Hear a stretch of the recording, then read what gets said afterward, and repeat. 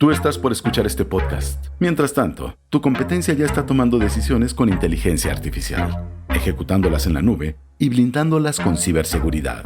La diferencia entre solo escuchar y disrumpir está en una sola decisión. Kia, made to disrupt. Infraestructura y tecnología en www.kio.tech. Bienvenidos a Tecnófagos, devoradores de tecnología. El día de hoy vamos a hablar mucho de las Olimpiadas de invierno. Vamos a hablar de Milano Cortina, que no es una tienda de telas en el centro de la Ciudad de México, es en donde se van a desarrollar estos juegos de invierno y ahí va a haber mucha tecnología y por eso vamos a hablar de todo lo que tiene que ver con ir de la mano de estos juegos y qué significa eso. Vamos a hablar de la tecnología bajo cero, a veces hasta 30 grados bajo cero y qué significa y qué retos impone eso. Vamos a hablar de estética en movimiento y tecnología porque vamos a explicar e intentar entender también qué implicaciones tiene cuando la tecnología tiene que moverse muy rápido o cuando los atletas incluso recurren a la inteligencia artificial. ¿A qué recurren? ¿Para qué la utilizan? ¿Para qué se ha utilizado? ¿Qué se permite y qué no se permite hacer? Y vamos a rematar con una nota que no es específicamente de los Juegos Olímpicos de invierno. Es una nota un tanto cuanto triste por el desenlace, pero que tiene que ver con un rescate que ocurrió muy tarde, pero que tiene que ver con el uso de la inteligencia artificial para, en usos futuros, poder ahora sí rescatar a gente que se haya extraviado en condiciones de hielo extremo. Así que vamos a estar hablando de mucho frío, de deportes que ocurren bajo cero y de los Juegos Olímpicos de invierno en este programa, en esta edición muy especial de Tecnófagos Devoradores de Tecnología que inicia ahora. Kio presenta el podcast de Tecnófagos, una mesa de alta especialidad servida para ti en 3 tiempos. Acompaña a Ricardo Massa y Bernardo González, 2 especialistas en masticar información tecnológica para ti. Prepárate para devorar junto a los tecnófagos todas las noticias de las innovaciones del momento. Bien, pues ya lo dije, estamos a nada del episodio 200 de Tecnófagos.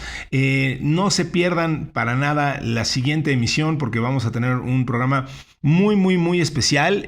Vamos a estar ahí mi compañero y yo, que ahorita lo voy a presentar, pero primero voy a arrancarme con la gente que hace posible este podcast, porque ahí van a poder ustedes ver en vivo y a todo color al señor Mario Terrés haciendo su magia, la producción que le pone a este podcast de forma continua. Si tenemos suerte, pues ahí va a estar Dianita Álvarez. No lo sé, todavía no ha confirmado su presencia. Al parecer sí logra llegar a esta emisión. A lo mejor ahí va a estar Ana Jansin. Ahí sí lo digo en serio porque creo que nunca hemos coincidido ella y yo personalmente, pero bueno, probablemente ahí esté también ayudándonos con la redacción de las notas. Quienes definitivamente sí vamos a estar es este servidor de ustedes, Ricardo Massa, y también, si corremos con mucha suerte, pues estoy casi seguro de que ahí estará, ahora sí, mi compañero y tecnófago, el señor Bernardo González, para que en vivo y a todo color ustedes lo vean y se den cuenta de que sí, todo eso que dice sí lo tiene él en la cabeza, no lo lee de ningún lado, efectivamente retiene toda esa información, la sabe y no solamente la sabe, la comparte. Así que podrán ustedes cerciorarse en este episodio 200 de que Bernie no es ninguna inteligencia artificial, es totalmente inteligencia natural, ¿o no, mi querido Bernie? Hola, ¿qué tal? Sí, así es. Soy de carne y hueso y me da muchísimo gusto que esté por ahí todo el equipo. Fíjate que aprovechando que haces estas menciones, yo tiene como unas 2-3 semanas que tengo un agente de inteligencia que me está ayudando, que se llama Victoria Guerrero, a quien le mando un saludo. Y me ha estado consiguiendo datos bien interesantes justo para poderlos comentar aquí con las notas y a ver si se junta ahí todo el equipo. Yo tampoco he tenido el gusto de conocer en persona a nuestra editora, que es quien hace toda la magia con este contenido tan interesante. Ahora entiendo el comentario. Ya. Pues mira, fíjate, qué posmodernas relaciones tenemos aquí en este podcast, que vamos a ir a conocernos muchos de los que participamos aquí. Qué interesante. Exacto, va a ser como ese bar de la Guerra de las Galaxias donde nos vamos a juntar humanos, avatares y cyborgs y todas esas cosas que hacen posible este programa. Oye, fíjate que quisiera aprovechar antes de que empecemos con las notas de las Olimpiadas de Invierno que acabas de comentar. Sí. Dos notas, una de ellas, me parece que las dos las comentaron ahí en el grupo de Telegram. Ahora ya, esa es una de mis fuentes principales de información, Sin porque duda. el grupo es súper activo y la verdad que muy oportunamente las ponen. Una de ellas tiene que ver con un anuncio de Amazon, Sí. de lo que comenté la semana pasada, que justo parece que va en serio esto de hacer una inversión de alrededor de $50 mil millones. Y Sí. parece ser que uno de los planes, porque es una cantidad muy grande de dinero y seguramente se va a usar para muchas cosas, pero una de ellas es pues dotar a este sistema de voz Alexa tan tradicional que muchos de nosotros los tenemos en las casas y en las oficinas, pues Sí. para que tenga estos agentes de inteligencia artificial generativa. Y la otra es el anuncio de la compañía Alphabet con respecto Sí. a su resultado financiero, que logró unas ventas récords con unos márgenes impresionantes. El sector de la publicidad sigue dominando y cada vez más la compañía Alphabet se está consolidando como uno de los jugadores muy fuertes en todo el segmento de estas herramientas que se están generando con inteligencia artificial, lo cual Sí. hace que todo se siga poniendo muy interesante hacia adelante y parece que esta preocupación de esta famosa burbuja pues ya cada Sí. vez es menos probable, no se Se empieza a descarta del disipar, todo, sí. pero la economía y el desarrollo tecnológico sobre todo, pues siguen a tambor batiente con todo hacia adelante. Sí, bien interesante lo que comentas, porque yo aprendí, y sé que he hablado como loco de este libro, pero en verdad lo disfruté mucho, el libro de Supremacy, porque insisto que es el TV Notas del AI, porque lo cuenta muy como chisme, pero aprendí en ese libro a mirar con una forma diferente, en particular a Google, a Alphabet, su compañía madre. Que en realidad fue Google la que parió a Alphabet y no al revés, pero bueno. El chiste es que, digo, ya lo sabía, pero nunca lo había pensado así, que pues al final, digo, Google es una empresa de publicidad. Entonces, el autor hace mucho hincapié en decir, pues es que aunque se quieran vender como una empresa de tecnología de punta y tal, al final es una empresa muy de ladrillo y mortero, muy anticuada en el sentido de, pues dependen de un modelo muy antiguo que es, pues, vendo publicidad y ahí viene el 90% de mi facturación. Me da la impresión de que con muy poco cariño hacia Google el autor.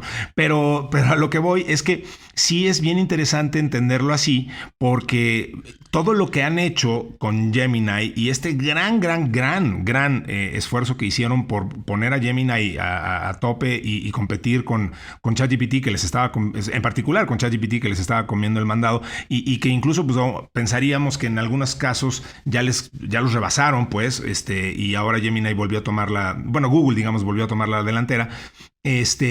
Obedece a eso, obedece a seguir manteniendo la hegemonía en el negocio de la venta de publicidad, porque era lo que realmente les preocupaba, porque pues, el negocio del search está fundamentado en eso. Entonces, creo que es muy interesante lo que estás planteando justo por ello, ¿no? O sea, de lo que se está hablando es del negocio de la venta de publicidad, de los keywords y del futuro de ese negocio. Entonces, muy interesante. Correcto.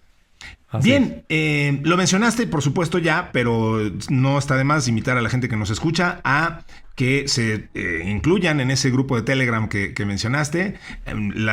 Hablábamos de nuestro episodio 200 que ocurrirá, la grabación del mismo ocurrirá la próxima semana y pues la gente que va a estar ahí presente fue seleccionada de ese grupo.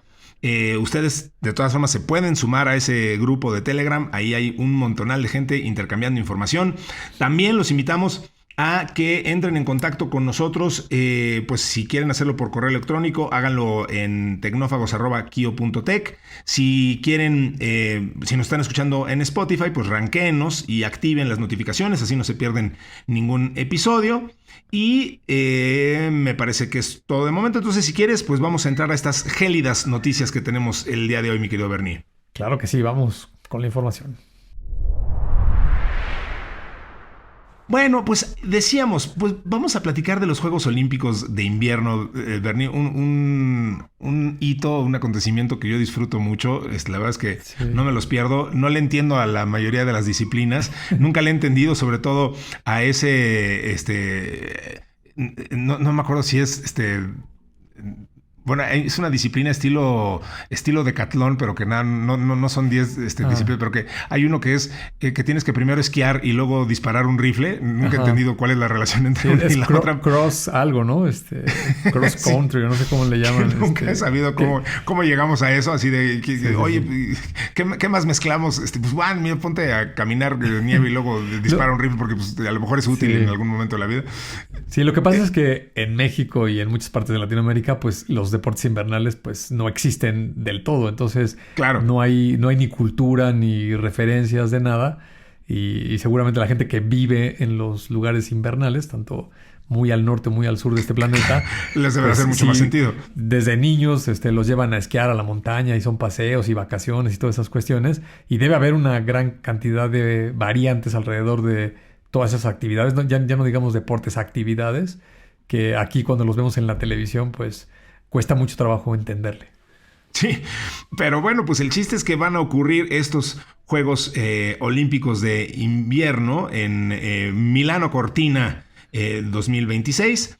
Y pues los Juegos Olímpicos, obviamente, además de lo obvio, pues, además del goce del deporte, pues son un momento para también impulsar la innovación en tecnología y un espíritu de progreso, digamos, ¿no? Entonces, eso, el Milano Cortina no va a ser la excepción.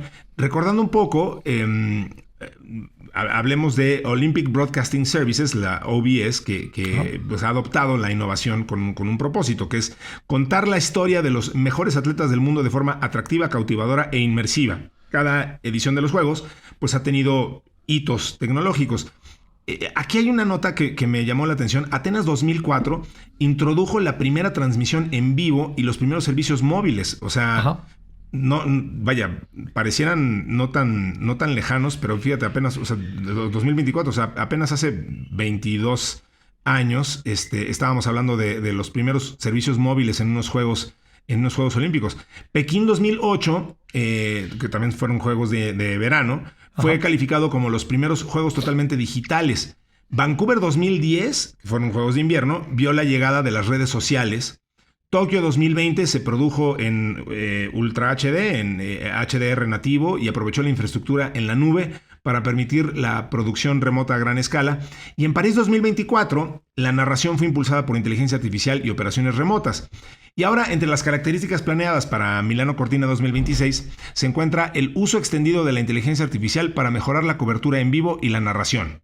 Entonces, desde repeticiones más inteligentes que desglosan los movimientos de los atletas en secuencias claras, hasta gráficos en pantalla que facilitan la comparación de actuaciones en tiempo real, pues va a haber herramientas que ofrecerán una visión sin precedentes de la estrategia, la técnica y la ejecución.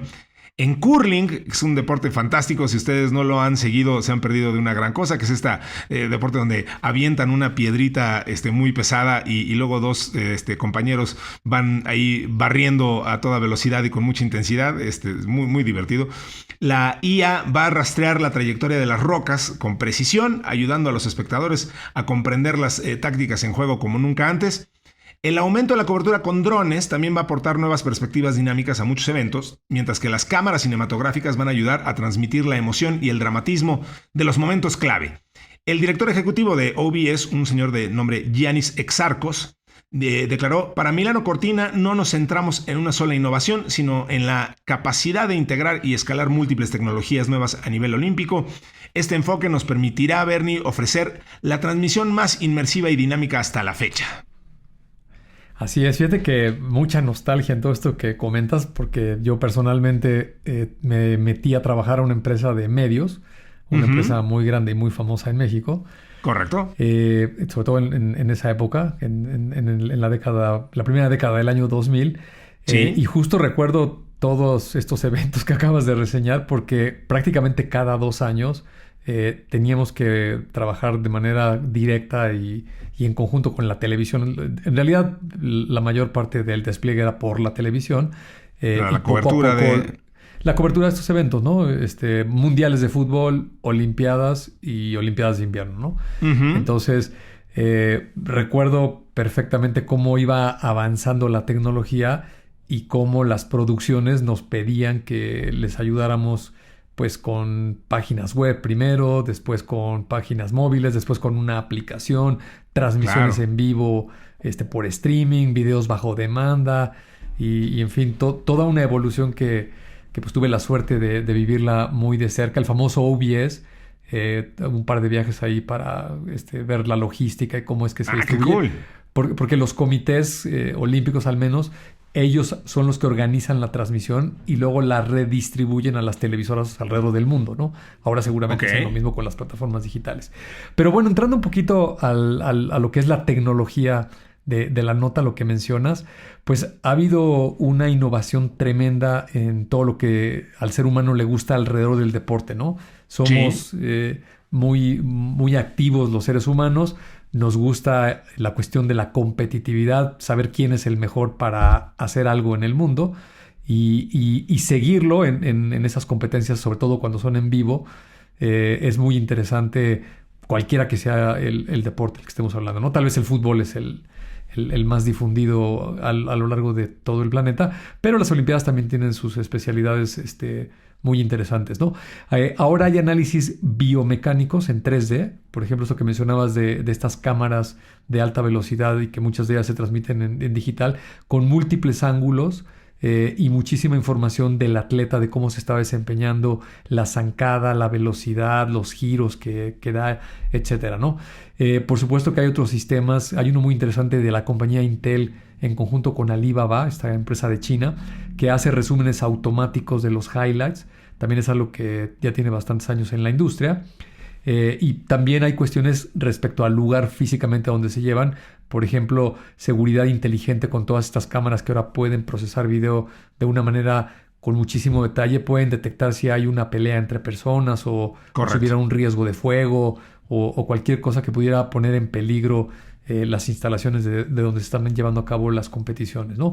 En cuanto a las propias transmisiones, pues ahora, aunque acabo de leer un anuncio que muchas compañías que fabrican televisores, displays, están descontinuando los de la gama alta, los 8K, porque parece que no hay tanto apetito por el mercado, pero todo lo que se genera acá de contenido, pues mayormente va a ser en 8K, que es una resolución increíble con muchísimo detalle, ¿no?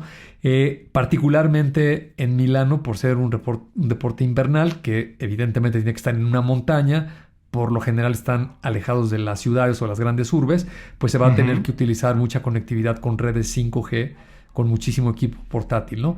Y el capítulo que tal vez a mí más me gusta de todos los que mencionaste es el de los drones, ¿no? Actualmente vemos todos estos drones que hacen figuras en cualquier evento público en la noche y estos récords que sigue encabezando China con más de 10,000 drones trabajando al unísono para hacer figuras tridimensionales, animarlas, ahora hasta música les ponen. Muy interesante. Pues particularmente en estas Olimpiadas de invierno va a entrar una modalidad de drones que se llama FPV, por un acrónimo en inglés, que significa First Person View o Viewer. Y seguramente todo el mundo ha visto algún video donde el operador del dron se pone un visor tipo realidad aumentada, que tiene unas antenas, se ve bastante chistoso, parece un abejorro, y tiene un control en las manos, con lo cual está manipulando al dron. Y entonces va a haber transmisiones muy interesantes, por ejemplo, los descensos en montaña, estas competiciones de esquí, de salto, de velocidad, me parece que se llama slalom, que tiene obstáculos. Así es. Los drones pues van a poder grabar muy, muy de cerca, con videos de alta definición, con mucho detalle, que a la gente que le gusta seguir estos deportes en cualquier medio, pues los va a disfrutar muchísimo, ¿no? Alcanzan velocidades de entre 140 y 160 kilómetros por hora. Wow. Y uno de los retos técnicos son las baterías, ¿no? Porque como bien lo apuntaste, las temperaturas pueden oscilar entre los -10, los -20 grados centígrados. Y las baterías, simplemente por exponerlas a esa temperatura, pueden perder hasta el 50% de su capacidad. Y son cuestiones de logística que se tienen que tener en cuenta, ¿no? Hay que ponerles coberturas térmicas y forros a los drones, a las cámaras, para que las baterías no se descarguen tan rápido, y pues todo esto es una proeza técnica muy, muy interesante, ¿no? Y el último, con este termino mi comentario, es este deporte que la verdad lo he visto muy poquito y no había sido lo suficientemente curioso para entender de qué iba porque no me llamaba la atención. El famoso curling, ¿no?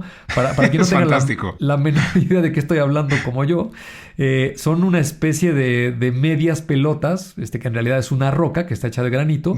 Bastante pesada. Pero está muy bien terminada. Sí, pesan entre 15 y 20 kilos. Sí. Y la razón de que estén hechas de granito es porque es un material muy, muy liso que se puede desplegar muy bien sobre el hielo. Y es un equipo de 4 personas. En realidad son 3 los que están en la pista. El otro es como el director, el que coordina. Y uno de los jugadores toma esta roca tiene una agarradera. Y como la una plancha, digamos. Como una plancha, exactamente, de burro de planchar la ropa. Y como que la mueve hacia adelante y hacia atrás y luego la suelta, ¿no? Hace una como pequeña carrera y la desplaza. Y de lo que se trata es de llegar a un tiro al blanco, como decimos en México, o a una diana, como dicen en otras latitudes. Correcto. Donde el que le llegue al centro de esta diana, pues es el máximo puntaje, ¿no? Y entonces entiendo que la estrategia un poco es darle un poquito más de fuerza, como si se fuera a pasar un poco la piedra. Y las otras 2 personas tienen una especie de escobas o trapeadores, como cepillos llamar. Que van lijando el hielo, ¿no? Exacto. Y es muy simpático porque le van como tallando enfrente de la trayectoria de la roca. Y cuando ya se está acercando al blanco, pues como que le empiezan a tallar muy, muy duro. Y el que no le entiende mucho esto, pues no entiende ni por qué están haciendo eso. Y resulta que la explicación es bastante interesante desde el punto de vista de la física. Y voy a usar una analogía. Los aviones, todos los vehículos que vuelan en el aire con alas, tienen un problema cuando se les forma hielo. Y a veces el sentido común, la gente piensa que la formación de hielo le genera peso al avión y eso es un problema. Y el hielo no tiene nada que ver con el peso. Lo que sucede es que las alas de los aviones, sobre todo en la parte de arriba, tienen que ser de un material muy, muy liso, justo para que las moléculas de aire pasen sin ningún obstáculo y recorran la distancia del ala. Digamos, la velocidad va a ser la misma en tiempo, pero las moléculas van a tener que pasar más rápido, lo que le da menos densidad. Y eso genera un efecto de que las moléculas que pasan por debajo del ala, digamos a una velocidad más lento, generan más densidad y entonces el efecto físico que se produce es de empuje hacia arriba, ¿no? Correcto. Esa es la razón por la cual vuelan los aviones. ¿Qué pasa cuando se le hace hielo al ala de un avión? El hielo es microscópico, digamos muchas veces con la vista no ves nada de hielo en el ala, pero si se empieza a formar una escarcha microscópica, se rompe, esta capacidad aerodinámica del ala. Exacto, pierde aerodinámica. Y se empiezan a hacer como unas microturbulencias que rompen con el efecto de que pase más rápido el aire por arriba que por abajo y entonces el avión pierde sustentación. Ese principio es el mismo que existe con este deporte de curling porque la superficie del hielo, digamos que tiene un poco de rugosidad, no es totalmente lisa. Y entonces lo que hacen estos señores con los cepillos es alisar el hielo, darle muchísima fricción para que la piedra pues, pueda recorrer un poco más de distancia. O si quieren que ya no la recorra, pues le dejan de cepillar, ¿no? Y es un deporte bien interesante. Fíjate, se creó en el siglo y muy popular, XVI. Sí. En lo que decíamos hace rato, ¿no? En territorios donde hay hielo y nieve, ¿no? Es originario de Escocia. La piedra, esta con la que se juega, la más antigua que se tiene grabada, está fechada de 1511. Caray. Que veas el tamaño sí, desde cuándo se juega este deporte. Y pues muy, muy interesante para quien lo quiera seguir ahora en estas Olimpiadas de invierno. Y las técnicas que vean ahí con estos cepillos y la piedra y la pelota y cómo van hacia el blanco, pues todo tiene una explicación con un poco de tecnología y algunos fundamentos y principios de la física. Muy interesante y además, sí, una vez que ya hicieron los primeros tiros se pone muy, muy, muy interesante porque las piedras las dejan ahí y entonces es toda una estrategia de cómo van sorteando una piedra a la otra para entonces le tienes que estorbar al que sigue. Es muy simpático el curling. Entonces, si no, le llaman el ajedrez, ¿no? El ajedrez de juegos de invierno. Del hielo. Exactamente. El ajedrez del hielo. Exactamente. Muy bien, Bernie. Pues vamos entonces con nuestra siguiente nota que también tiene que ver con estos deportes de hielo. Bien, hablemos de tecnología aplicada a estos deportes bajo cero, porque en la temporada de deportes de invierno, pues obviamente la atención se centra en los atletas, en la técnica, en la velocidad, en los saltos, los giros, todo esto que hacen estos atletas, pero y en realidad en cada competición invernal, desde el patinaje de velocidad al esquí alpino, depende de un entramado tecnológico mucho más sofisticado de lo que se imagina el espectador. Tú ya nos platicaste mucho de este despliegue. Hablando más, digamos, como más a profundidad de esto, platiquemos de Borland Sports Technology, que comparte las claves que hacen esto posible. Destaca que gran parte del deporte bajo cero se sostiene en sensores enterrados, software sincronizado al milisegundo y sistemas de resistencia al frío extremo y centros de datos capaces de sobrevivir en entornos hostiles. Por ejemplo, bajo muchas pistas de patinaje existe un laberinto tecnológico, por ejemplo en las modalidades como el patinaje de velocidad, Bernie, pues obviamente ahí es importante tener sensores de inducción de muy alta especialidad instalados bajo la capa de hielo que detectan el paso de los atletas con chips integrados. Entonces, estos sistemas permiten registrar distancias, tiempos y diferencias con una exactitud imposible para un cronometraje manual como se hacía antes, y entonces pues transforma la pista en un circuito inteligente que analiza lo que ocurre encima de ella en tiempo real.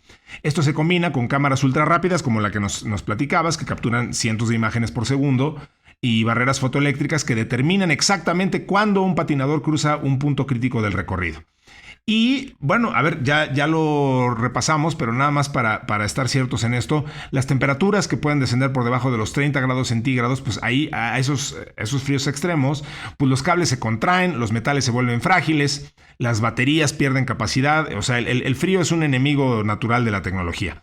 Entonces, los equipos pues se tienen que proteger, las cámaras, los sensores, los dispositivos, se tienen que reforzar las conexiones, se tienen que emplear carcasas, aislantes especiales, duplicar sistemas para evitar fallos por congelación. Incluso la distribución del personal técnico pues se planifica como en una expedición polar, ¿no? Ahí tienen que tener relevos constantes, tiempo limitado al exterior, muchos protocolos de seguridad. Y la digitalización pues es un elemento muy importante. Son sistemas que coordinan inscripciones, accesos electrónicos, acreditaciones y clasificaciones que permiten reconfigurar la operación en tiempo real. Entonces, pues todo esto, o sea, para poder innovar, pues esto hay una, o sea, necesitas tener todo esto operando, una orquestación y una logística muy, muy, muy especializada. No hay margen de error. Te tienes que anticipar a todas las incidencias. Se tiene que mantener la seguridad pues en un escenario bastante, bastante hostil, ¿no? O sea, esto es una maravilla que podamos tener un escenario deportivo a tan alto nivel en escenarios tan retadores como los fríos extremos que pues le son tan adversos al ser humano, ¿no? Absolutamente. Y fíjate que yo me puse a leer y me ayudaron a extraer algunos datos bien interesantes. Por ejemplo, cosas con las que uno que no está acostumbrado a andar en la nieve, en esquís y en tablas estas de boards, con mucha frecuencia, pues lo pasas por alto, ¿no? La nieve pues tiene una consistencia, digamos, qué tan compactada está y qué tan dura. Uh-huh. Y discúlpame porque no sé si nieve floja es mejor que nieve dura, casi tipo hielo. No sé en un tipo de estas competiciones cuál si te favorezca o te juegue en contra. Pero lo que sí es cierto, por ejemplo, para un comité que organiza una de estas competencias, es de que trata de que las condiciones de la competición sean lo más parejas posibles. Sí. Entonces, seguramente si has ido a esquiar o alguien que nos está escuchando ha hecho este deporte, cuando no hay mucha nieve en la montaña a la que vas, hay una especie de cañones que sí. tienen agua y unos ventiladores muy potentes y empiezan a disparar como una brisa de agua y le llaman una nieve artificial, ¿no? Para uh-huh. que tenga la capa suficiente y la gente pueda estar esquiando. Entonces resulta que en estas competencias tienen sensores muy sensibles para estar midiendo la cantidad, la densidad y la consistencia de la nieve, porque imagínate, si la competencia dura 4 horas, pues a lo mejor muy temprano el primer esquiador por decir algo, le tocaron condiciones ideales de la nieve y de la pista. Exacto. Y el último competidor, pues ya había salido el sol, ya habían pasado otros 30 delante de él, y a lo mejor la pista, déjame decirlo, ya está un poco sucia, y pues eso le juega en contra, ¿no? Entonces, tienen muchísima tecnología para que las condiciones, en este caso de la pista, pues sean lo más parejas para todos los competidores, ¿no? En cuanto a los equipos, pues ahora hay aerogeles y trajes de grafeno, que son materiales térmicos que permiten que los atletas se mantengan con una temperatura adecuada de manera interna y no vayan a sufrir un calambre o un desgarre por estar expuestos al frío extremo, ¿no? En fin, hay hasta biocombustibles específicamente para temperaturas muy bajas, que sean amigables con el medio ambiente. Esto que comenté de las cámaras, hace 15 años o un poco más tal vez, me acuerdo muchísimo de una marca de cámara, era el área de deportes, que se llamaba la Phantom, ¿no? A lo mejor la gente que le gusta el fútbol aquí en México fútbol la recordará. la utilizaban mucho, claro. Y a mí, que siempre me ha gustado la tecnología, pues me di a la tarea de investigar la ficha técnica de la cámara, y recuerdo que tomaba 1000 cuadros o 1000 imágenes por segundo. Y entonces era interesantísimo porque veías una jugada polémica, por ejemplo, del fútbol, y podías, por ejemplo, 5 segundos de tiempo real, los podías convertir en 4 minutos y podías ver con gran lujo de detalle cómo se iba moviendo todo, ¿no? La pelota, el pasto, las piernas de los jugadores, etcétera. Bueno, ahora hay unas cámaras, una muy particular que le dicen el ojo de Dios, que puede tomar hasta 40,000 imágenes por segundo, lo cual es una locura. Es una locura. Y tiene una precisión el tener esta gran cantidad de imágenes, por ejemplo, para ver detalles que transcurrieron en el rango de los 5 milisegundos, ¿no? Si cruzó primero uno la meta, si llegó la piedra o lo que tú gustes y mandes, pues ahora es muy sofisticado. Y en general, después de leer muchos datos, digo, no, aquí no da tiempo para mencionarlos todos, me da la impresión, no sé cuál sea tu opinión, que los deportes de alguna manera, por usar tecnología, se van sofisticando, ¿no? Porque en la mañana, por otra tontería que estaba platicando con un amigo, salió a la conversación el tema de que si los balones de fútbol del próximo mundial van a tener sensores adentro, ¿no? Acelerómetros, o tal vez un GPS muy sensible para identificar si el balón cruzó. Si es gol o no es gol. La entrada de la portería. Ves que eso es súper polémico, ¿no? El portero le pegó a la pelota y empiezan a decir, oye, pero el balón ya había entrado.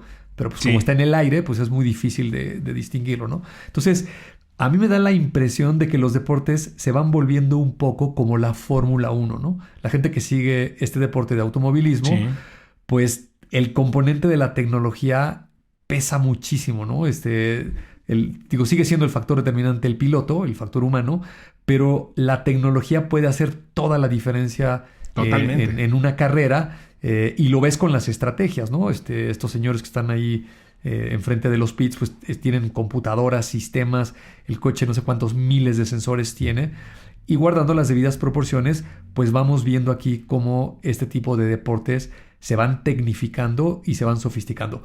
Y termino con un dato específicamente de los Juegos Olímpicos de Invierno, lo que ha sido el gasto o la inversión en tecnología, ¿no? Por parte de los comités olímpicos. En Vancouver se gastaron alrededor de $350 millones. En Sochi, 2014, 580. Luego, híjole, perdón si lo digo mal, se dice Pyeongchang. Pyeongchang. 2018, 720 millones. Beijing, 2022, 910 millones. Y ahora en Milán Cortina se estima que se van a gastar unos 950 millones de dólares solo en la parte de la inversión de la tecnología alrededor de toda la organización de estos Juegos Olímpicos Invernales. Fíjate que coincido totalmente y veía el otro día un video que comparaba el récord mundial de, me parece que era los 400 metros de nado libre, que le han recortado una barbaridad de segundos en los últimos años, ¿no? Entonces comparaban video con video de, no sé, hace 50 años con ahora, ¿no? Entonces, no es relevante, pero era un video antiguo comparado con uno de hoy en día. Y entonces, en los comentarios decían, pues, que ese recorte de tiempo también es, aunque no lo sea medio contraintuitivo, pues también es una mejora en tecnología. Porque uno pensaría, bueno, pues a ver, es gente nadando, ¿no? Es el hombre contra el agua en una alberca, pues cuánta tecnología. Pero claro, lo piensas un segundo y te das cuenta que claro que ha habido incrementos en tecnología. En la tecnología de los trajes de baño que usan, los materiales que usan los nadadores y la tecnología de su alimentación, la tecnología con la que entrenan, la tecnología con la que se preparan para las carreras, pues eso ha hecho que los atletas hoy le hayan recortado una barbaridad de segundos a todos los récords, incluso en algo pues, que, insisto, aparentemente parecería que no utiliza tanta tecnología como es nadar de crawl en una alberca, ¿no? Se me hizo interesante. Pero fíjate, es un magnífico ejemplo porque efectivamente parecería que no hay mucha tecnología puesta en el nadador. Digo, en el caso de los hombres, pues está desnudo con una truza, ¿no? Y la gorra y los gogles, ¿no? Básicamente. No trae ninguna aditamento como en otros deportes. Pero seguramente las últimas décadas, todo este video de alta resolución, los sensores que le pueden poner a un nadador, o sea, cuando está entrenando, además, sí claro, le pueden poner un traje con un montón de sensores y pueden analizar el flujo, la resistencia del agua.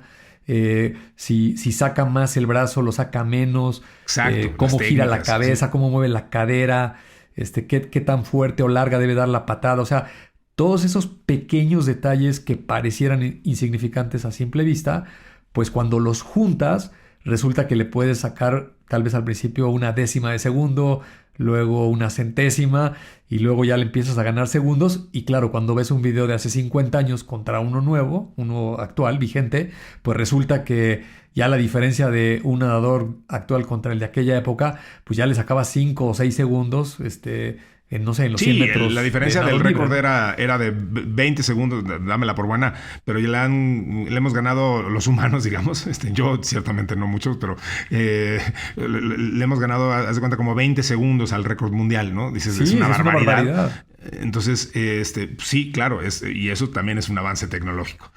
Muy bien, pues vamos con nuestra tercera nota del día de hoy, que tiene que ver con la estética en movimiento y tecnología. Bien, Bernie. A ver, pues no solamente hablamos de temas de entrenamiento y esta tecnología aplicada, pues la tecnología ha influenciado y ha cambiado todos los aspectos de la vida de los deportistas. Incluso hasta para encontrar el maquillaje perfecto para un programa o hasta para meditar. Es interesante conocer esto. Las Olimpiadas pues, además dan tiempo y es un buen pretexto para conocer todos los aspectos de la vida de los atletas. Los patinadores artísticos, por ejemplo, también usan las últimas innovaciones tecnológicas. La página oficial de los Juegos Olímpicos, olympics.com, ha hablado con los mejores atletas de este deporte, de los patinadores artísticos, para descubrir sus trucos tecnológicos dentro y fuera del hielo. Y entonces han utilizado inteligencia artificial, por ejemplo, para un nuevo plan de entrenamiento. El patinador Nika Egatze, de 23 años, dice que había llegado a un punto muerto en su entrenamiento de patinaje artístico, ¿no? Entonces, lo que hizo fue introducir sus datos y sus medidas personales en ChatGPT. Le pidió que le creara un plan de entrenamiento de una semana digno de un patinador artístico de élite. Y pues resulta que, dice el mismo Egatze, que le creó un plan para la semana. Tomé el plan, fui a ver a mis entrenadores y pensé que no me iban a hacer caso, pero me escucharon y me dijeron, pues vamos a probarlo. Y entonces lo patinó, hizo este plan durante una semana y después decidimos que íbamos a mantener este plan, aunque con algunos retoques humanos. Esa es una acotación bastante interesante e importante. Otro ejemplo es Anastasia Metelinka, de Georgia. La patinadora utilizó ChatGPT para crear el peinado y el maquillaje para el programa corto con Luka Berulava en el Mundial de Patinaje Artístico de ISU 2025. Otros patinadores prefieren ceñirse a la tecnología que existe desde hace más tiempo. Por ejemplo, los equipos de filmación, ya sea con una cámara o con un teléfono, se utilizan a menudo durante las sesiones de entrenamiento. Los patinadores y sus entrenadores graban elementos o programas completos que luego van a cámara lenta para detectar y corregir errores. Pero algunos incorporan tecnología como un trípode de seguimiento automático que se conecta a un teléfono y utiliza inteligencia artificial y sensores de movimiento para seguir los movimientos de la persona que se está grabando. Y entonces, pues esto fue todo un cambio de juego. La Federación Estadounidense de Patinaje Artístico intenta hacer un mejor uso uso de la tecnología en los servicios de psicología. Fíjate qué interesante, sus patinadores tienen acceso a la ayuda de expertos siempre que aparezca en sus pensamientos cualquier duda o preocupación. Y qué importante esto a la hora de un escenario como los Juegos Olímpicos.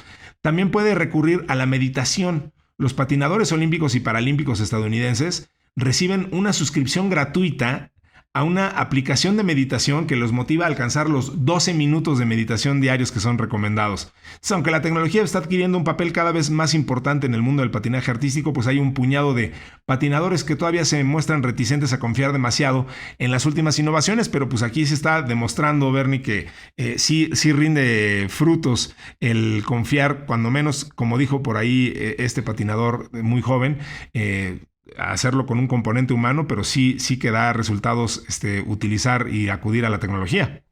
Absolutamente. Y fíjate, es una nota bien padre porque a veces hay mucha gente que piensa que, sobre todo la inteligencia artificial generativa, esta que estamos viendo últimamente, el famoso tema del reemplazo del ser humano por esta tecnología, ¿no? Correcto. Y estos casos lo que ilustran, pues, es todo lo contrario, ¿no? Cómo...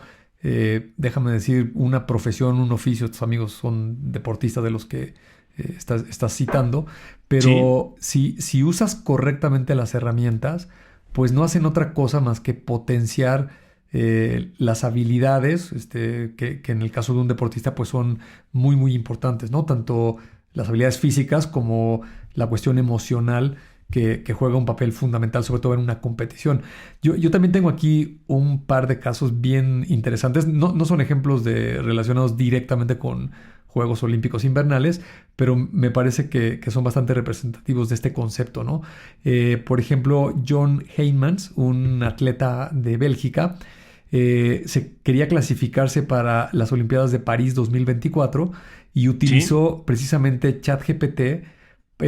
Toma en cuenta que es un atleta profesional y tiene mucha información y tiene seguramente muchos videos y bitácoras y todas esas cuestiones de sus entrenamientos y competiciones pasadas, ¿no? No es un ciudadano común y corriente. Entonces le dio toda la información al chat para que le hiciera un plan de cómo entrenar y en qué competencias participar y en cuáles no, para asegurar la máxima probabilidad de poder calificar, en este caso particular, a los 5,000 metros planos, ¿no? Y el resultado, pues es que le hizo un plan que le favoreció totalmente, ¿no? Porque supongo que un atleta, en este caso de los 5,000 metros planos, una carrera, pues la altura te juega un papel muy importante, la temperatura de dónde estás corriendo, o incluso qué tan frecuente has corrido, ¿no? Si llevas varias competiciones, pues tal vez le estás metiendo un desgaste, el riesgo de una lesión es mucho mayor, etcétera, ¿no? Entonces, esta tecnología con toda esa información te puede armar un plan que hacerlo con personas pues es un poco complejo por la gran cantidad de información que se tiene, ¿no? También hay otro caso de un surfista, en este caso alemán, que le crearon un gemelo digital para analizar su tabla, su estilo y lo mismo, ¿no? Las playas donde iba a surfear para maximizar el desempeño de digamos, su actividad cuando está compitiendo, ¿no? Y también con datos muy, muy interesantes. Y la tecnología ha avanzado tanto en el aspecto del video que hace algunas décadas pues se requerían sensores muy sofisticados que le ponían a los atletas o a los aditamentos que se utilizaban en los deportes, pero ahora no es así. Ahora, con una buena cámara de alta resolución, digamos, una cámara profesional, y que grabes la competencia, los entrenamientos, el software que utiliza los algoritmos de inteligencia artificial es capaz de extraer todos los datos de la biomecánica del deportista, ¿no? Su zancada, qué tanto salta, qué tanto está estresando al cuerpo. Incluso te pueden dar predicciones de si te puedes lesionar o en cuánto tiempo. Hay un caso de AWS que tiene un software donde tiene mapeado prácticamente a todos los jugadores de la NFL y hace una predicción de cuándo se podría lesionar un jugador, pues porque tiene toda la información en video televisada, al menos de todos los juegos, y depende de qué tanto ha estado estresando ese jugador, las piernas, los brazos, etcétera, las caídas, pues el algoritmo puede hacer un modelo predictivo con una probabilidad alta, al menos del riesgo que pudiera tener con una lesión, ¿no? Entonces, muy interesante todo lo que la tecnología aporta alrededor del deporte, y seguramente estas próximas Olimpiadas de invierno van a ser muy entretenidas por ese factor. Sin duda, sin duda. Y la verdad es que ya nunca veremos los deportes igual. O sea, el Super Bowl, digamos, justo además hay deportes que se prestan más que otros, ¿no? El fútbol, el fútbol soccer, digamos, ocurre mucho más rápido y es más ininterrumpido, y entonces quizás a lo mejor por eso se presta un poco menos, pero también tiene una parte de analítica predictiva muy interesante. Pero hay deportes como el béisbol o como el fútbol americano que por su misma naturaleza, casi, bueno, o sin el casi, jugada a jugada, pues sí, hay una parte que puedes predecir y que hay componentes y factores que se van moviendo, y eso les da a la tecnología un largo espacio para actuar. A mí siempre me ha impresionado mucho y se me ha hecho muy interesante lo que hizo AWS con la NFL. Creo que fue una alianza muy interesante, muy inteligente la que hicieron. Se anuncian en todas las jugadas y patrocinaron la analítica de datos de la NFL, y creo que fue, insisto, inteligente de su parte, porque empezaron a decir, bueno, pues a ver qué posibilidades tenía este cuate de agarrar el balón, entonces los vinculas con ese tipo de analítica de datos, y insisto, creo que es que al hacerlo, pues entonces crean este posicionamiento que les viene muy bien. Entonces sí, pues lo mismo va a pasar ahora con las Olimpiadas, y pues todo se va a volver un juego de ingeniería muy, muy, muy interesante de seguir. Entonces, sí, claro, coincido contigo. Bueno, Bernie, pues vámonos entonces con nuestra última nota, que como dije en el intro, no es de deportes de invierno, tiene que ver en este caso con el alpinismo, y desafortunadamente tiene un desenlace medio triste, pero bueno, dejó ahí un legado positivo al final esta historia. Ahorita les contamos de qué se trata. Vamos.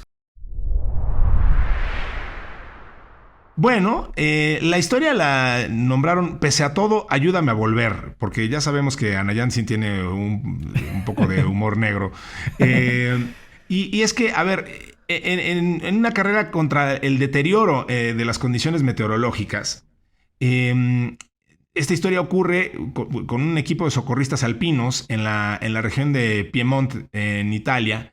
Y estaban en un dilema porque, a ver, un experto montañista italiano y cirujano ortopédico llamado Nicola Ivaldo estaba desaparecido, y fue la inteligencia artificial la que ayudó a encontrarlo. Tristemente lo encontró, spoiler alert, lo encontró muy tarde, pero sí lo encontró.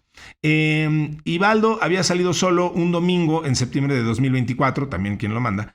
Desafortunadamente no había compartido los detalles de su destino, y la única pista de su paradero era su automóvil estacionado en el pueblo de Castello di Pontecianale. Disculpen ustedes mi italiano muy bien, antiguo. Muy bien, sonó muy impresionante tu italiano. A partir de esa información, los socorristas especularon que probablemente había ido a escalar uno de los dos más famosos picos de los Alpes. Más de 50 socorristas inspeccionaron el área a pie durante casi una semana, mientras que un helicóptero hizo múltiples sobrevuelos con la esperanza de detectarlo desde el aire. A final de septiembre, cualquier esperanza de encontrarlo con vida se había desvanecido y la búsqueda se detuvo. Luego, en julio de 2025, la búsqueda del cuerpo se reinició. Para ese entonces, el Servicio de Rescate de Piemont reclutó ayuda adicional, la inteligencia artificial. Usaron un software capaz de analizar miles de fotos tomadas por drones que podían volar cerca de los peñascos, Bernito, es muy interesante, y por los numerosos barrancos que rasgan las faldas de la montaña. A 2 drones les tomó apenas 5 horas captar las imágenes, que luego fueron analizadas ese mismo día, y entonces encontraron el cuerpo del médico desaparecido en uno de los lugares identificados por inteligencia artificial. La clave fue un casco rojo identificado con un punto de interés por el software. Tristemente, como le adelantaba yo, por si alguien, lo hice para que nadie se fuera a entusiasmar con la historia, era demasiado tarde para Ivaldo. Esta prueba en el terreno de búsqueda y rescate potenciada por inteligencia artificial demostró lo útil que puede ser la tecnología en el futuro cuando las personas desaparezcan. Entonces, el uso de drones fue un elemento crucial debido a que, bueno, pues, su tamaño, maniobrabilidad, significó el poder cubrir rápidamente este terreno que es muy difícil, acercarse a los peñascos y aportar vistas que no son posibles desde un helicóptero. Obviamente, a pesar de la tecnología, pues la selección todavía necesita ser reducida con un poco de sapiencia humana. La clave está en entrenar constantemente los sistemas de aprendizaje de la máquina que promueven estos algoritmos para mejorar su exactitud en los diferentes terrenos y condiciones. Por ejemplo, los investigadores de la Universidad de Glasgow, en Reino Unido, mostraron un sistema de aprendizaje automático que crea agentes virtuales que simulan cómo se comportaría una persona perdida. Y entonces ya este tipo de estrategia predictiva, pues Bernie, ya se puede usar en terrenos difíciles como bosques. Entonces ya no es nada más estar buscando por buscar, sino predecir cómo se comportaría una persona en esas condiciones, como dije, una persona perdida, etcétera, etcétera. Todo eso ya nos da mucho más certeza y incrementa en un gran porcentaje las posibilidades de encontrar a alguien que se haya extraviado. Sí, déjame arrancar con un mensaje del cual yo trato de tomar mucha conciencia porque he visto películas, documentales y también desafortunadamente algunos casos de personas que he conocido. Nunca es una buena idea hacer estos deportes que implican un cierto riesgo de manera solo, sin avisar y decir exactamente a dónde vas y con una ruta, ¿no? Yo hace muchos años hacía senderismo, nada extremo ni peligroso, pero pues por esa misma afición te vas enterando de cómo hay personas que así de repente se les ocurre meterse a una montaña, no checan el clima, no le avisan a nadie, no dejan una ruta, un plan, ni siquiera una hora estimada de regreso, y entonces eso es lo que dificulta de manera general las labores de rescate, ¿no? Por ejemplo, bucear también, lo primero que te dicen es esa actividad nunca la hagas solo, por lo que implica, ¿no? Pero bueno, dicho eso, me gusta igual esta nota muchísimo porque creo que se puede relacionar con muchas otras que tú y yo hemos mencionado acerca de los avances en la medicina. Hoy en día a mí me parece que está muy claro, al menos en el tema de la imagenología médica, que estos algoritmos, sobre todo de machine learning, tienen la capacidad de aprender sobre literalmente cientos de miles o millones de imágenes y desarrollar una precisión que supera al ser humano. Y cuando digo que lo supera, no es un tema de que lo va a desplazar. Sí. Todo lo contrario. Le está ayudando al ser humano a ser mucho más efectivo con el trabajo que debe realizar. En el caso médico, es una carrera contra el tiempo detectar cualquier problema médico lo más temprano posible, porque los tratamientos tienen mayor probabilidad de ser exitosos que si se detectan demasiado tarde, ¿no? En el caso del rescate de un humano, cualquiera que sean las circunstancias, aplica el mismo factor del tiempo, ¿no? Los minutos juegan en contra. Cada minuto que pasa y te estás tardando en encontrarlo, pues estás disminuyendo la probabilidad de que encuentres a la persona o la víctima con vida. Entonces, simplemente por hacer un contraste con lo que nos explicaste y nos detallaste de la nota, y sobre todo lo que ya está sucediendo ahorita, y cómo va a evolucionar hacia el futuro. Me gustó mucho cómo lo describiste, ¿no? Oye, se armaron unas cuadrillas de personas, unos vuelos en helicóptero. Digo, por muchos helicópteros que puedas conseguir, pues ¿cuántos podrás conseguir? 4, 5. Sí, exacto. Y son muchísimos, ¿no? Por lo general, en la montaña es 1 o 2, porque dicho sea de paso, un helicóptero no es muy bueno en las alturas. Así es. Y son muy costosos. El vuelo por hora de un helicóptero oscila entre los $2,000 y los $5,000. Y luego el otro factor que pues estás con el ojímetro, ¿no? Ahí van los rescatistas, a lo mejor con binoculares o con algunas cámaras, haciendo su mejor esfuerzo para tratar de ver, pero a veces las condiciones del clima tampoco te lo permiten, ¿no? En contraste, y lo que comenté hace rato, pues estamos viendo simplemente por diversión y entretenimiento que es posible hoy en día tener un enjambre de más de 10,000 drones que pueden desplegar un espectáculo de luces. Pero a esos 10,000 drones les puedes poner una cámara de alta definición y los puedes mandar literalmente a sobrevolar la zona donde crees que puede estar esta persona desaparecida. Pueden volar a muchísimo menos altura que un helicóptero. Se pueden desplazar mucho más rápido y a una distancia mayor que cualquier rescatista, y sin poner en peligro al rescatista, porque también muchas veces los propios rescatistas incurren en altos riesgos tratando de buscar a estas personas desaparecidas, ¿no?